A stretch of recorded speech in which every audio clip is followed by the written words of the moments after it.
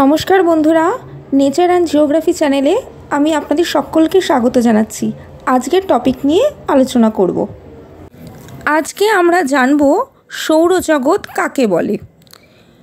সূর্য এবং সূর্যের চারিদিকে পরিক্রমণশীল যত গ্রহ, উপগ্রহ এবং গ্রহাণুপুঞ্জ, উল্কা ও ধূমকেতু, এই সমস্ত নিয়েই যে বিশাল জগৎ গড়ে উঠেছে তাকেই বলা হয় সৌরজগৎ।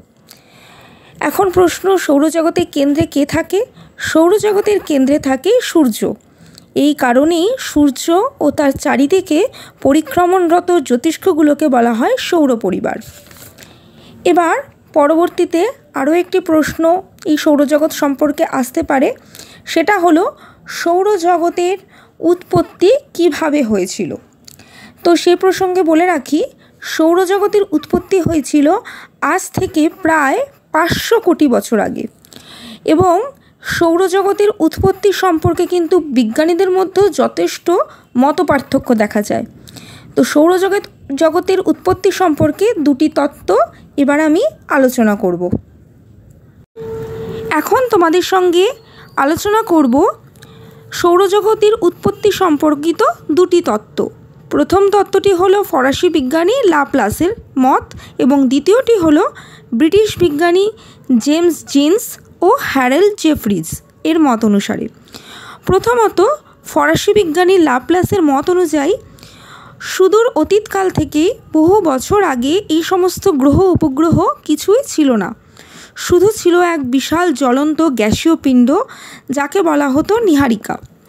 এই বিশাল নীহারিকা থেকে একের পর এক জ্বলন্ত অংশ খসে পড়ে, এবং পরবর্তীকালে সেই জ্বলন্ত অংশগুলো ধীরে ধীরে ঠান্ডা হয় ও জমাট বেঁধে এক একটি গ্রহ উপগ্রহের সৃষ্টি হয়েছে, এবং বিশালিকার নীহারিকা আয়তনে ধীরে ধীরে ছোট হয়ে আজকের এই সূর্যে পরিণত হয়েছে।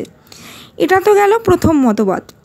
দ্বিতীয় মতবাদ অনুযায়ী ব্রিটিশ বিজ্ঞানী জেমস জিন্স ও হ্যারল্ড জেফ্রিজের মত অনুযায়ী কোটি কোটি বছর আগে সূর্যের থেকেও আয়তনে বড় এক নক্ষত্র সূর্যের পাশ দিয়ে যখন যাচ্ছিল, তখন তার প্রবল আকর্ষণে সূর্যের দেহ থেকে কিছু অংশ বিচ্ছিন্ন হয়ে পড়ে যায়। এই বিচ্ছিন্ন অংশই পরবর্তীকালে জমাট বেঁধে গ্রহ উপগ্রহের সৃষ্টি হয়েছে। এই দুটি মত আমি তোমাদের সঙ্গে শেয়ার করলাম। তো যদি তোমাদের কারোর এই জিওগ্রাফিক চ্যানেলটায় কোনো উপকার হয়ে থাকে, তোমাদের বুঝতে কোথাও সমস্যা হয়ে থাকে, বা আরও কিছু জানতে চাও, অবশ্যই কিন্তু আমার এই চ্যানেলে কমেন্টের করে জানাতে পারো। ধন্যবাদ। এখন জানব সৌরজগতের মোট গ্রহের সংখ্যা কটি। তো সূর্য থেকে দূরত্ব অনুসারে সৌরজগতের মোট গ্রহের সংখ্যা হলো 9টি। প্রথমেই রয়েছে বুধ। বুধ গ্রহ সূর্য থেকে দূরত্ব অনুসারে প্রায় 5.8 কোটি কিলোমিটার দূরে অবস্থিত। দ্বিতীয় হলো শুক্র, এটা সূর্য থেকে প্রায় 10.8 কোটি কিলোমিটার দূরে অবস্থিত। তৃতীয় হলো পৃথিবী, যার সূর্য থেকে দূরত্ব প্রায় 15 কোটি কিলোমিটারের। চতুর্থ হলো মঙ্গল, যেটি 22.8 কোটি কিলোমিটার দূরে অবস্থিত সূর্য থেকে।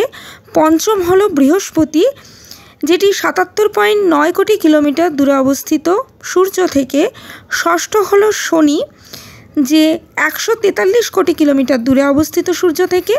সপ্তম হলো ইউরেনাস, যার দূরত্ব সূর্য থেকে 287 কোটি কিলোমিটার। অষ্টম হলো নেপচুন, যা 449.79 কোটি কিলোমিটার দূরে অবস্থিত সূর্য থেকে। এবং সর্বশেষ হলো প্লুটো, যেটা 590.6 কোটি কিলোমিটার দূরে অবস্থিত সূর্য থেকে। সূর্যের নিকটতম গ্রহ হলো শুক্র। গ্রহগুলোর মধ্যে একমাত্র পৃথিবীতেই প্রাণের অস্তিত্ব পাওয়া যায়। সাম্প্রতিককালে মহাকাশ বিজ্ঞানীরা মঙ্গল গ্রহ কিন্তু প্রাণের অস্তিত্ব পেয়েছেন। গ্রহগুলোর মধ্যে আয়তনে সবচেয়ে বড় গ্রহ হলো বৃহস্পতি, অর্থাৎ সৌরজগতের বৃহত্তম গ্রহ হলো কিন্তু বৃহস্পতি। এই কারণেই বৃহস্পতিকে গ্রহদের গুরু বলা হয়। সৌরজগতের সবচেয়ে ছোট অর্থাৎ ক্ষুদ্রতম গ্রহটি হলো বুধ, আর গ্রহগুলোর মধ্যে আয়তনে পৃথিবীর স্থান রয়েছে পঞ্চমে।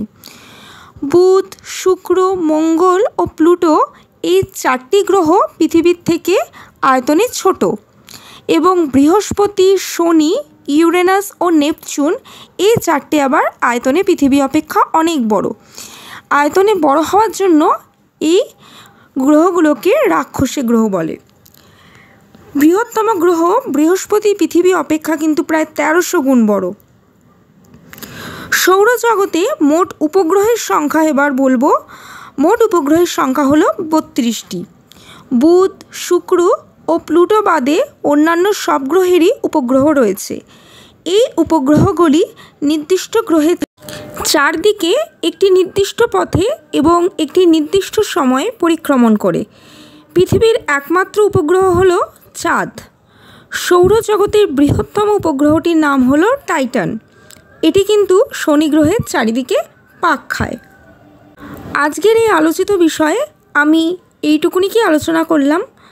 আশা রাখবো এই টপিকটা তোমাদের খুব উপকারে লাগবে। আমাকে অবশ্যই কমেন্ট করে জানিও।